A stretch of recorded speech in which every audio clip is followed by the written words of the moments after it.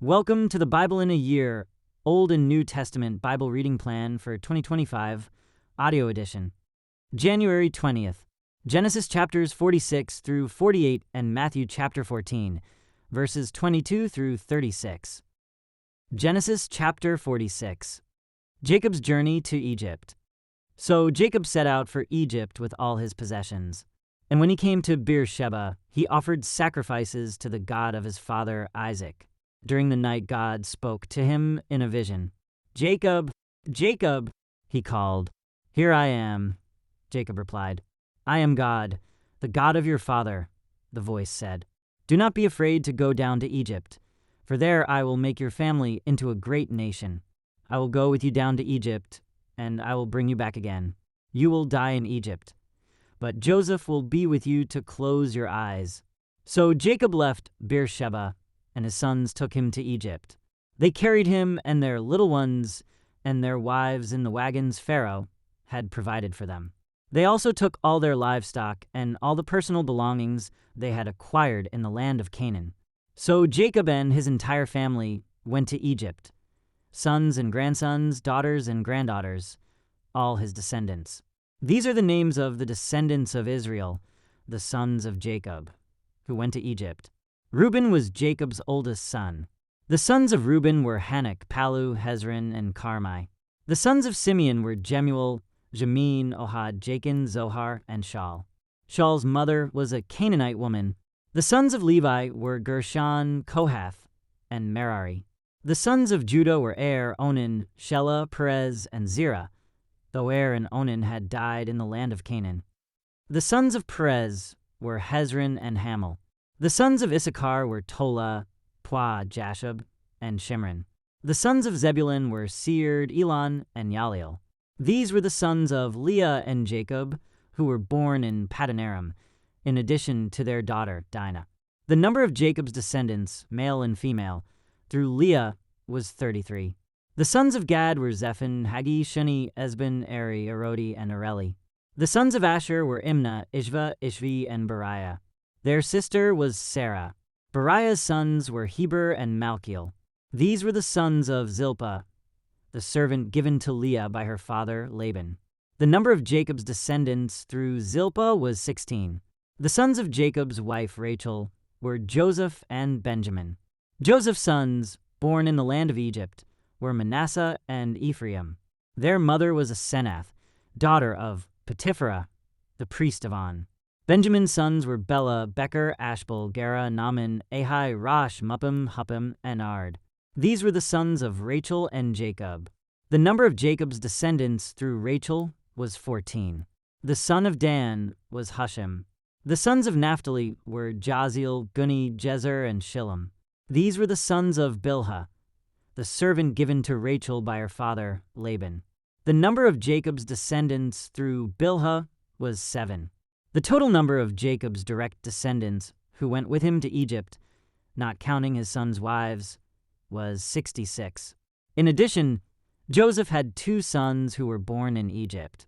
So altogether, there were 70 members of Jacob's family in the land of Egypt.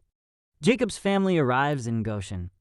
As they neared their destination, Jacob sent Judah ahead to meet Joseph and get directions to the region of Goshen.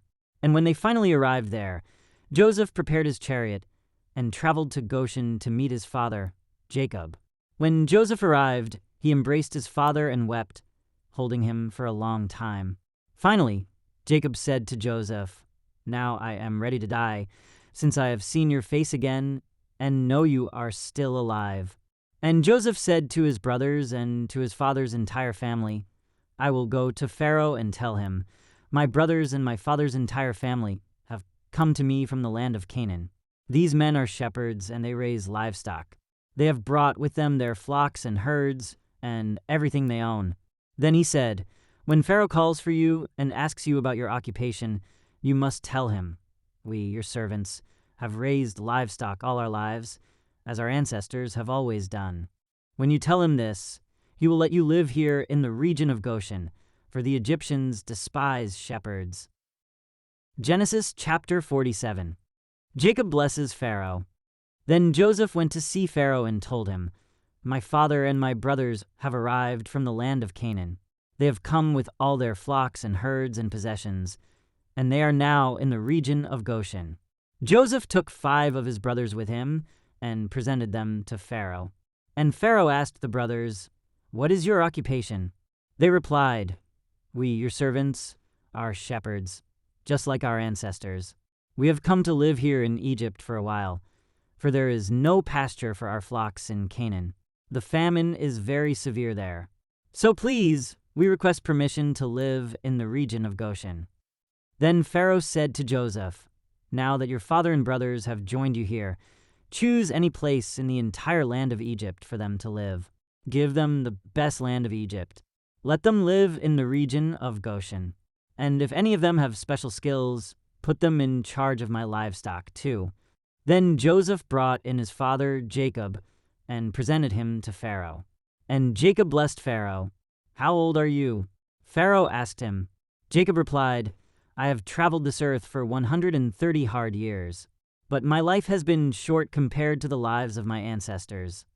Then Jacob blessed Pharaoh again before leaving his court. So Joseph assigned the best land of Egypt, the region of Ramesses, to his father and his brothers, and he settled them there, just as Pharaoh had commanded. And Joseph provided food for his father and his brothers in amounts appropriate to the number of their dependents, including the smallest children. Joseph's leadership in the famine.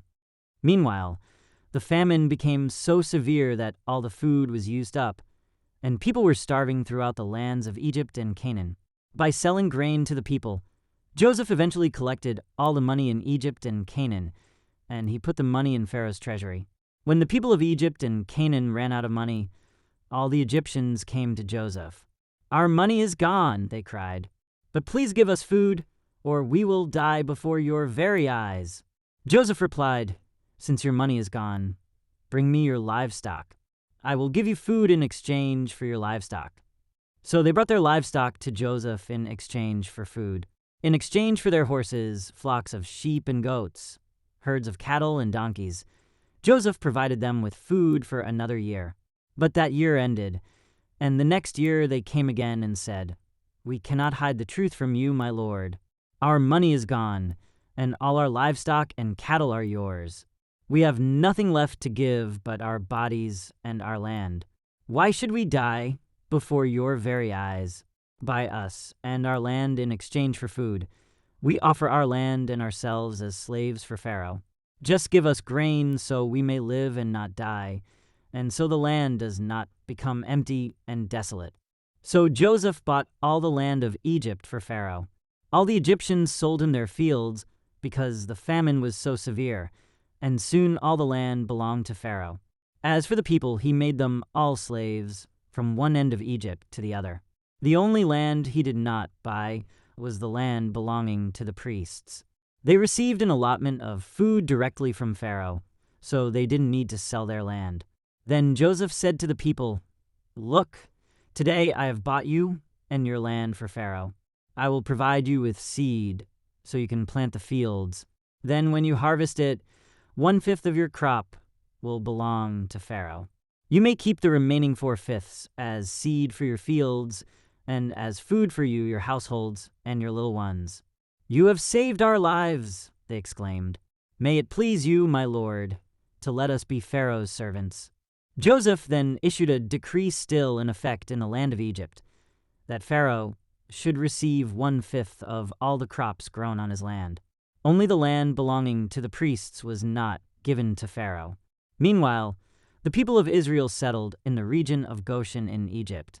There they acquired property, and they were fruitful, and their population grew rapidly.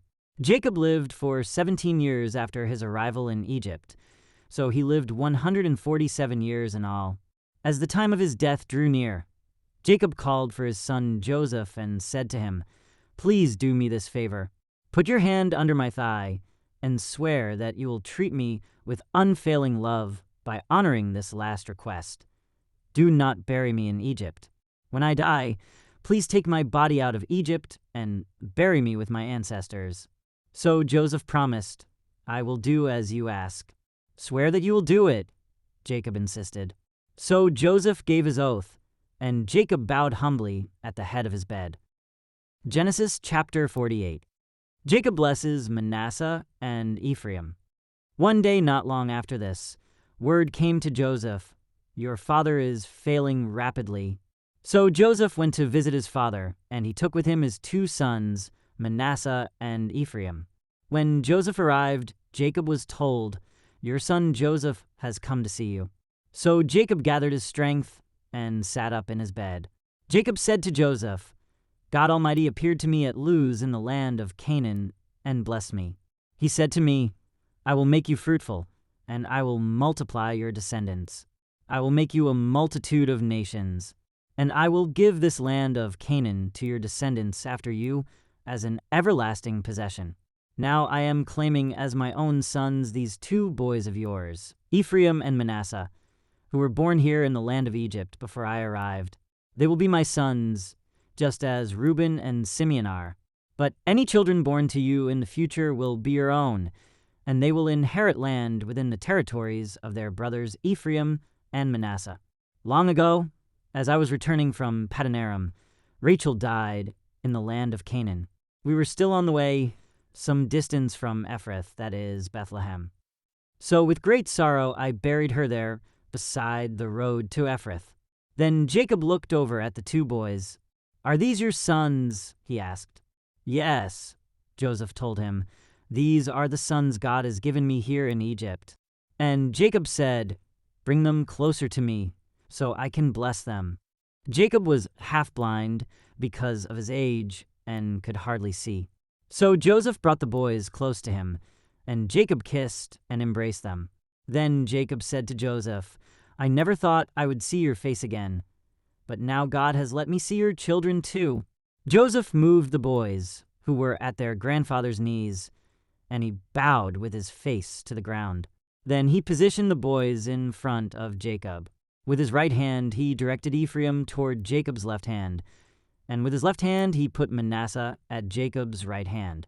But Jacob crossed his arms as he reached out to lay his hands on the boys' heads. He put his right hand on the head of Ephraim, though he was the younger boy, and his left hand on the head of Manasseh, though he was the firstborn.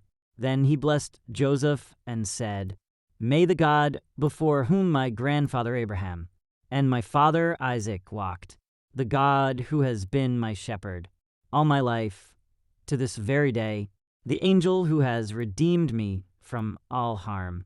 May he bless these boys. May they preserve my name, and the names of Abraham and Isaac, and may their descendants multiply greatly throughout the earth." But Joseph was upset when he saw that his father placed his right hand on Ephraim's head. So Joseph lifted it to move it from Ephraim's head to Manasseh's head. "No, my father," he said. "This one is the firstborn. Put your right hand on his head." But his father refused. "I know, my son, I know," he replied. "Manasseh will also become a great people, but his younger brother will become even greater, and his descendants will become a multitude of nations." So Jacob blessed the boys that day with this blessing. "The people of Israel will use your names when they give a blessing. They will say, 'May God make you as prosperous as Ephraim and Manasseh.'" In this way, Jacob put Ephraim ahead of Manasseh. Then Jacob said to Joseph, "Look, I am about to die, but God will be with you and will take you back to Canaan, the land of your ancestors.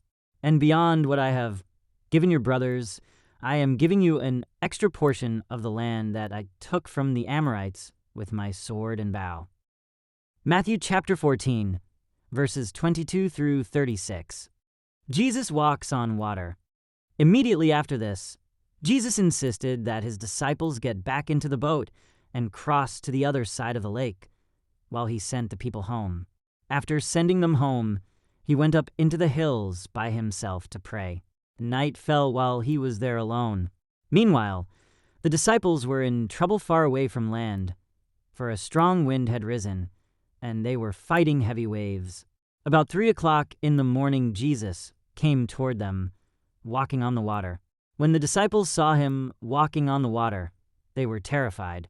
In their fear, they cried out, "It's a ghost!" But Jesus spoke to them at once. "Don't be afraid," he said. "Take courage. I am here." Then Peter called to him, "Lord, if it's really you, tell me to come to you, walking on the water." "Yes, come," Jesus said. So Peter went over the side of the boat and walked on the water toward Jesus. But when he saw the strong wind and the waves, he was terrified and began to sink. "Save me, Lord," he shouted. Jesus immediately reached out and grabbed him. "You have so little faith," Jesus said. "Why did you doubt me?" When they climbed back into the boat, the wind stopped. Then the disciples worshipped him. "You really are the Son of God," they exclaimed. After they had crossed the lake, they landed at Gennesaret. When the people recognized Jesus, the news of his arrival spread quickly throughout the whole area, and soon people were bringing all their sick to be healed. They begged him to let the sick touch at least the fringe of his robe, and all who touched him were healed. Thank you for joining as we read through the Bible in 1 year.